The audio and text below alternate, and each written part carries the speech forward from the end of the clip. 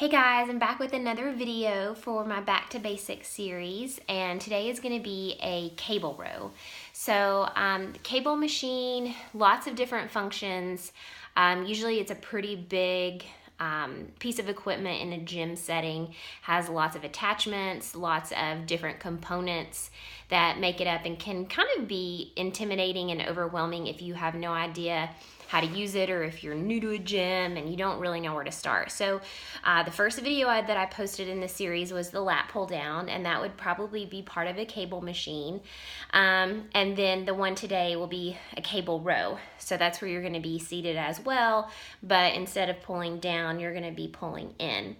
So components of the cable machine, I mean, it can have all different types of things. So mine's a little different. It's got the weights stacked up here, and then it has this handle, which I'll be using today, and then of course the lat pull down that's right above me. So it's set up a little different. They can look lots of different ways, but most of the time in the gym there'll be that really big piece of equipment with lots of different things on it. So hopefully this series will get you familiar and comfortable with using some of those pieces. So stay tuned and I'll be right back. All right, we're gonna get set up on the cable row and how to do the exercise properly. So you're gonna get set up on your piece of equipment. Usually you have a nice bench to sit on. You'll kind of sit over it. Mine's a little bit different, but I am sitting down on a bench. You are gonna grab the handles of the rower. So usually it's a piece of an attachment that looks like this. It has two handles, kind of is in a triangle shape. You're gonna put your feet on the pads that they have provided on the cable machine. Usually, so your legs will be extended out. Then you're gonna have a nice flat back, so stick the chest out. You wanna engage your core, relax your shoulders down away from your ears. Remember, we don't want any of these types of things.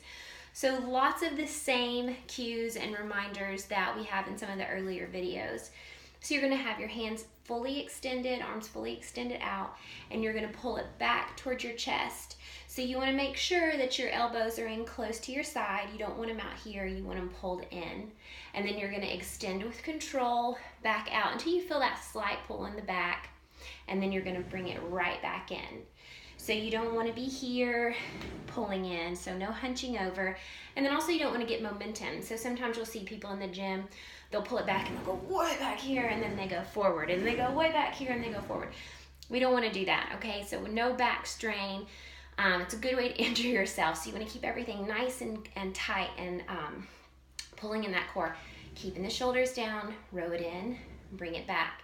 So when you bring it in, you wanna hold for just a couple of seconds. You feel that muscle pull, and then control back. So if you're just doing this and not really thinking about it and engaging those muscles, you're not going to reap the most benefits out of that move. And then you're gonna bring it in nice and slow. You don't ever wanna slam the weights.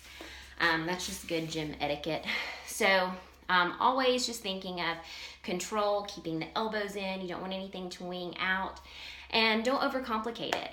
Lots of times when we get in a gym setting, we get really nervous and we see all these bars and weights and cables, and we think that it has to be a lot more complicated than it is. But as long as you remember those things, keeping the shoulders down, flat back, chest out, pulling those arms in, breathing, you will be good. So don't overcomplicate it, keep it simple, and I hope you enjoyed this video.